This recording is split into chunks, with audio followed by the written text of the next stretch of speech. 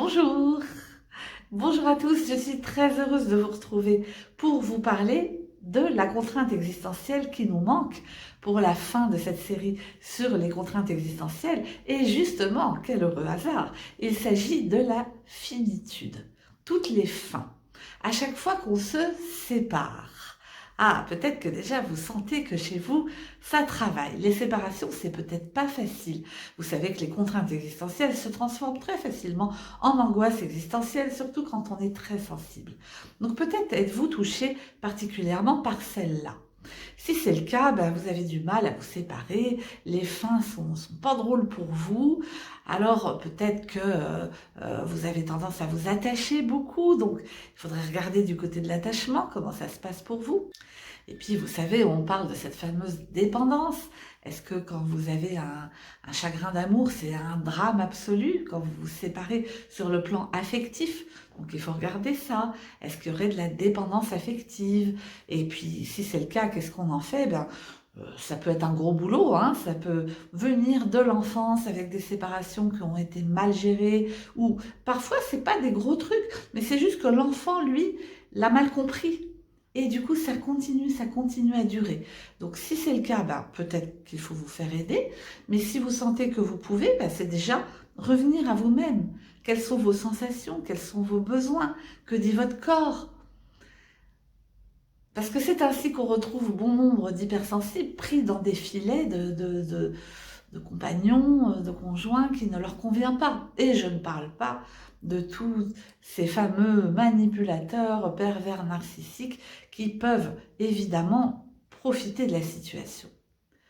Donc vous voyez, cette histoire de fin et de séparation, c'est quand même, il faut y regarder de près et peut-être faire un travail plus approfondi. Il y a aussi cette grande question hein, qui est la mort.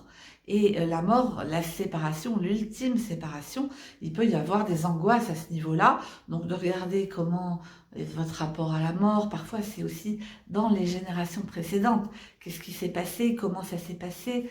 Donc allez voir au niveau du transgénérationnel. Et puis, eh bien, on donne beaucoup de conseils. Vous pouvez trouver maintenant pour faire un deuil. Alors, il y en a qui disent on ne peut pas faire un deuil. Alors, le manque reste toujours. Tout est vrai. Hein, j'ai pas le temps, évidemment, de tout dire ici sur cette douloureuse et quand même complexe question. Néanmoins, c'est vrai qu'on donne entre guillemets de bons conseils, de dire bon bah voilà, il faut comprendre que c'est fini, que la personne vous ne la reverrez plus, de ne pas rester dans quelque chose qui n'est pas comment dire réaliste. Et en même temps, je voudrais dire que si beaucoup de personnes se trouvent, comment dire, mieux de garder un lien, ça paraît évident que c'est une bonne idée aussi. Il faut peut-être regarder la nature de ce lien. Est-ce qu'en effet, on est dans une forme de réalisme quand même et pas dans une illusion totale? Et en même temps, il ne faut pas oublier que euh, profondément, nous sommes tous reliés. Je ne sais pas si vous avez déjà fait cette expérience. Moi, je l'ai fait plusieurs fois, de sentir que certes, nous sommes uniques et des personnes spéciales, mais que le lien, justement, il y a des liens, j'ai envie de dire derrière, plus profonds, plus souterrains, qui eux restent. Hein. On dit que l'amour ne meurt jamais. Et ça, pour moi, c'est une réalité aussi. Alors, j'ai décidé d'ailleurs de réfléchir davantage à ça, au processus de deuil et à comment garder un lien, mais un lien sain, entre guillemets, évidemment pas un lien de dépendance, où là, bah, en fait, ça résout rien, mais quelque chose qui peut permettre de retrouver sa joie de vivre, de relaisser la vie circuler en nous. J'en reparlerai.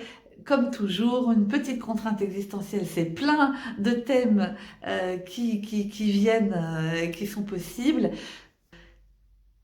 J'espère que ça va vous aider un petit peu à gérer vos frustrations de séparation et je vous dis quand même à bientôt.